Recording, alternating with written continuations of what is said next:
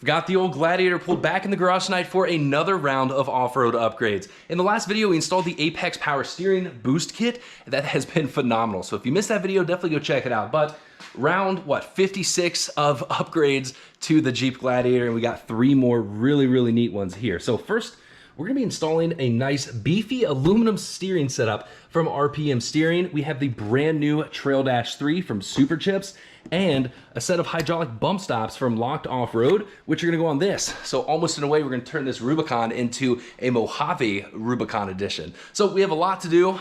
Get all this installed. Let's get started. So I think the first upgrade we're gonna start off with tonight is gonna be the steering. Let's clear all of this off and get started on that. So a few videos back, I showed you guys a clip of my DragLink tie rod end. That is completely shot on the Gladiator. So if you missed it, throw a little clip up right now. And as you can tell, that joint is just completely shot. You know, the Jeep has 37s, 35,000 miles on it, and you know, I could call the dealership and see if it's under warranty, but I know the fact, like right when I drive in, they're gonna see the 37s, they're gonna see the lift, they're not gonna cover it. Plus, even if they would, I think going with an aftermarket steering system is gonna be a lot better of an idea, especially since we've added that extra force into our steering system with the Apex Boost Kit. Off-road, this could be a lot more, you know, pressure and forces put on our factory steel tie rod and drag link. So it's definitely time to do an upgrade on the Gladiator. Now, I know a lot of you guys are, man, are you ever gonna wheel it? Yes. We're gonna take it off-road soon, and in the meantime, we're just building it up. Personally, I think this is one of the best aftermarket steering setups on the market. This is the 2.5-ton kit, which means we get the tie rod and drag link, both 2-inch diameter, solid aluminum. The end links are all 2.5 ton. They are completely massive, and we get some other goodies. But before we dive into all the benefits of this kit, let's go ahead and start the install. If you've never done a tie rod or drag link upgrade to your Jeep, it's extremely simple, guys. Don't worry about it. A few steps I went ahead and did was put 2 tacks, or, you know, 1 tack in each tire, so we can measure our toe. What that is part of the alignment. It's how much your tires are facing in or out. I really don't want to take the Jeep in for an alignment after this, so I'm going to do my best to install this new setup exactly how this current setup is. So let's grab some tools, hop into the Jeep, and get this kit installed. We're gonna start off by pulling off the drag link using a socket over on the knuckle side, and we're gonna use a wrench over on the pitman side. Since I plan on throwing this stock stuff in the trash, we're gonna use a pickle fork to try to separate this drag link from the pitman arm. Normally when you do this, it completely disintegrates the boot.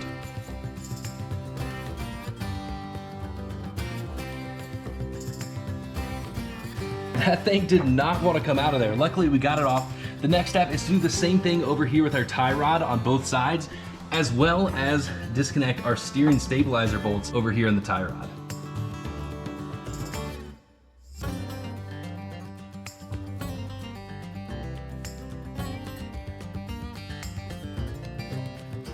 After ripping out the factory steering, it was a great time to get under there and kind of clean up the front axle with some fresh paint. So here we have the old factory steering. Guys, this stuff is kind of a joke. It is steel, but it's hollow.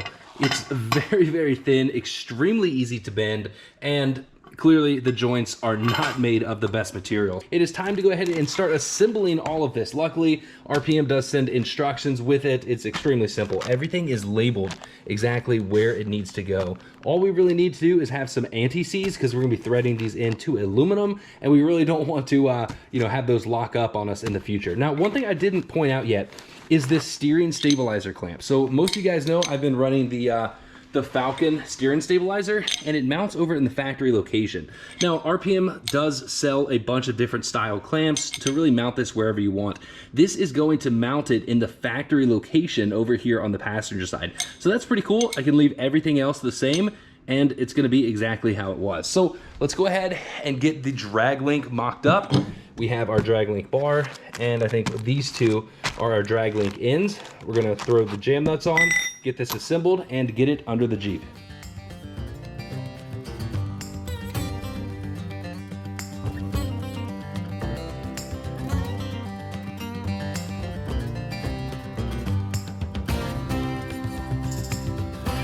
Now, since both ends have different threads, this is a right-hand thread, the other one is a left-hand thread, we can just turn this centerpiece to extend it in and out. Now, my steering wheel inside the Jeep is still perfectly straight, so I'm adjusting this until this tire looks like it would be going straight forward. We're gonna do final adjustments in the end. This is as far as we're gonna do this. For now, we're not gonna torque anything down until we get our tie rod in. So that is the next step, very similar.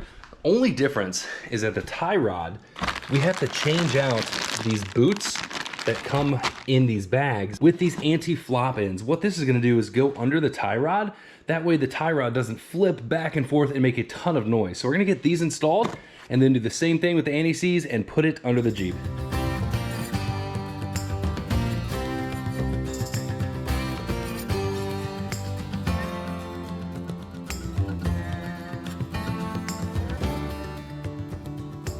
So last night I got all of the steering bolted on. As you can tell, super simple to install this steering. Now the next point would be, you know, finish up the alignment or just kind of call it good and take it to an alignment shop. There's a few ways to do it, but I put the tires, like the toe, the tie rod setting back to how it was before, the same measurement, and I went ahead and checked it on the other side. So on the front side, I was getting like 63 and like a 1/16.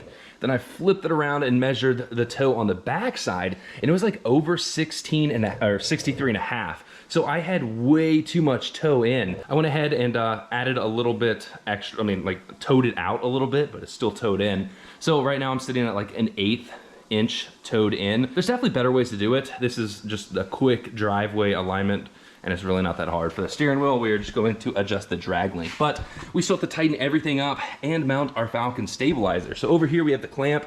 I like to throw some anti-seize on there, so if we ever have to move this clamp around, it's not very hard and it's not like stuck on there. So we have anti-seize on the bolts and the clamp itself. So I'm about to get that installed on there. And then normally we would take the Jeep out for a test drive, see if it drives well, and you know, start centering our steering wheel, but we have to add the hydraulic bump stops. So let's keep knocking this out. I think it's funny because like every weekend, the guys at work like, oh Ben, what are you up to? What are you gonna be doing this weekend? I'm like, probably be working on one of the Jeeps in the garage. And they just look at me, they're like, you enjoy that?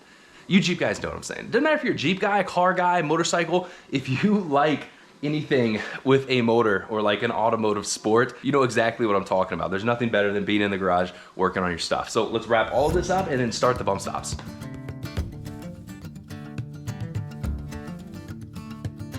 So I already know that the RPM aluminum steering kit is gonna handle pretty much anything we throw at it off-road.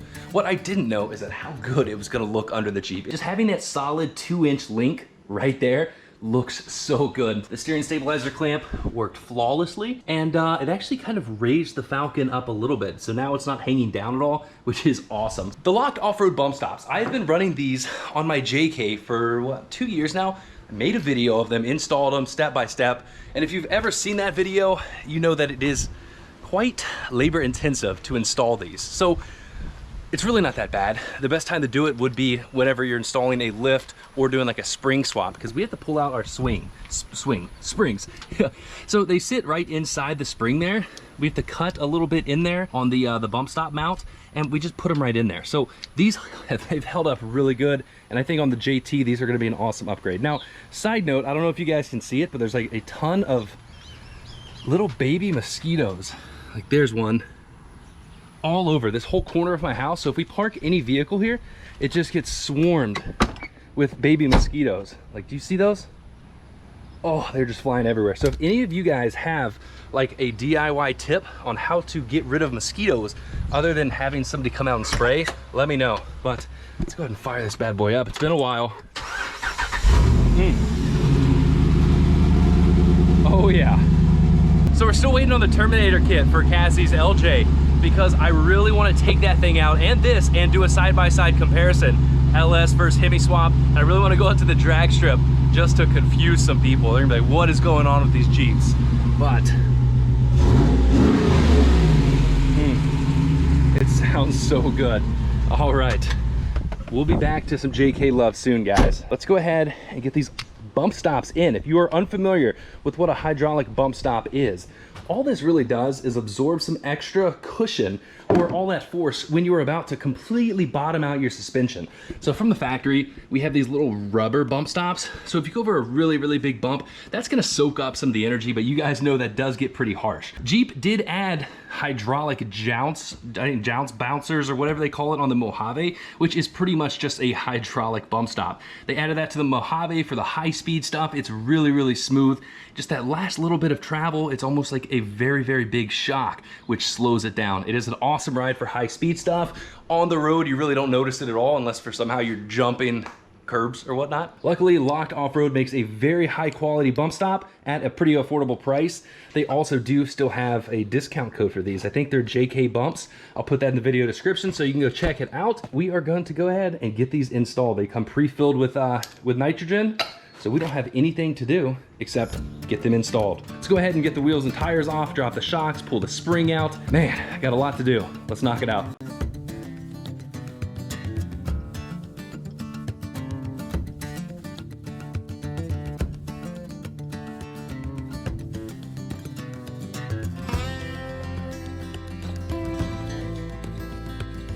And that right there is the first time I have ever cut into the frame of my Gladiator. Guys, don't be too scared about this. I know a lot of people are gonna be like, man, I don't wanna cut that. It's really not that big of a deal. We still have to adjust them up and down. I cut the bump stop, where is it? Right there. Cut a good amount off, pretty much measured from the top of the bucket down about 2 inches. That way we have plenty of adjustment both up and down. What we could do is go ahead and take the other spring off, do the same thing, and then cycle the suspension with the shocks, like we'd hook them back up and check our clearances to make sure that this bottoms out before the shock does. Just like setting up any other bump stops, but these are just adjustable up and down, and we do have to realize that there's like a 2-inch stroke before it bottoms out. I'm gonna mess around with that. I'm letting this paint dry so I can throw this isolator back in. I'm hoping that it'll fit over these lock nuts. Let's let this dry, maybe we'll start on the other side.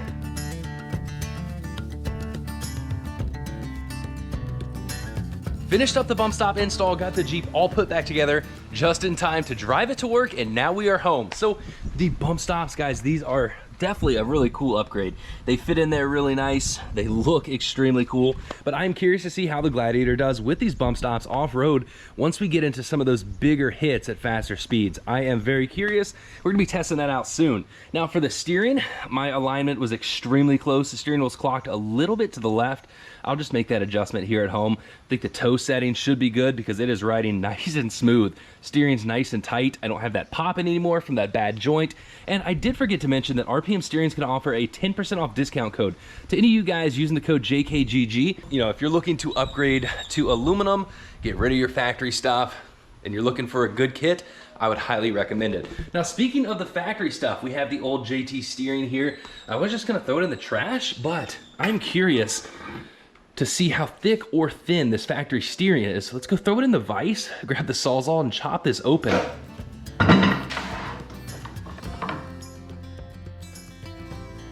The old Sawzall is taking a little bit too long, so we got the chop saw here. This should make really quick work of this cut.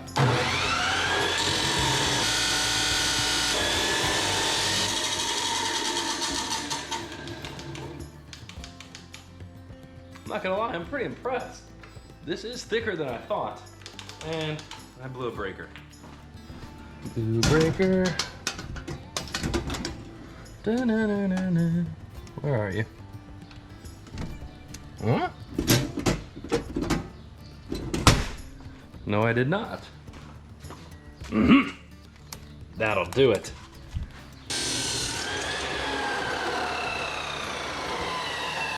The Rubicon, the JL, and JT steering is actually a lot thicker than I thought. In the past, like on the JK, the TJs, the steering was definitely not this thick. Let's take a measurement. And that looks to be like, yeah, 3/16. 3/16 wall by, you know, 1.5 inches, which, while it's beefier than some of the other steerings, this is not gonna hold up to big rock hits when you're off-road. Going from that to 2-inch solid aluminum is going to be a humongous upgrade. Plus, the fact that aluminum bends and retains its shape is like one of the no-brainer parts of aluminum. So if you hit it on a rock, it's gonna bend, deform a little bit, and then once you get over the rock or off the rock, it's gonna snap right back into place. The problem with steel is that once you bend it, it's not gonna bend back on its own. Now, a lot of people would say, why don't you go with chromoly or something like, you know, a solid steel tie rod? Well, it's gonna be extremely heavy for one, and two, if you do hit it, where is it gonna transfer that energy to? It's gonna go to your knuckles, it's gonna go up to your steering box. If you have like an unbreakable object down low, you're gonna hit it and it's gonna transfer that energy to somewhere else that could possibly lead to more failures. So that's about it for steering. Now we were gonna go ahead and get the Trail Dash 3 installed. Mentioned this at the beginning of the video. This is brand new from Super Chips. I made a video on the Trail Dash 2, has the tunes, has a bunch of different adjustable like features. You can program your tire size. You can do all kinds of neat things with the Trail Dash. Now the Trail Dash 3, they added some new features. It's a lot faster, new programmer, new processor. So it's a lot quicker. They added a ton of features.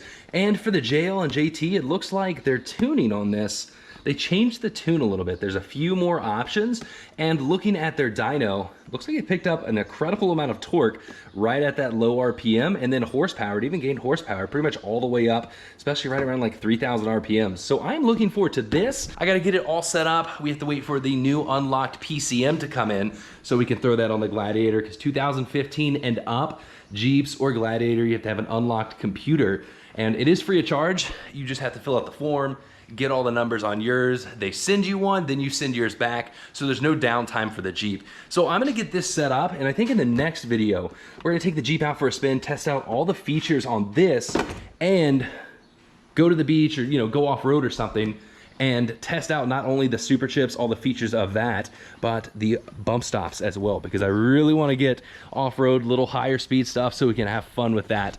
That is probably it for this video, guys. Thanks for watching. Please give the video a thumbs up, subscribe to the channel, and stay tuned for the next video. I'll see you later.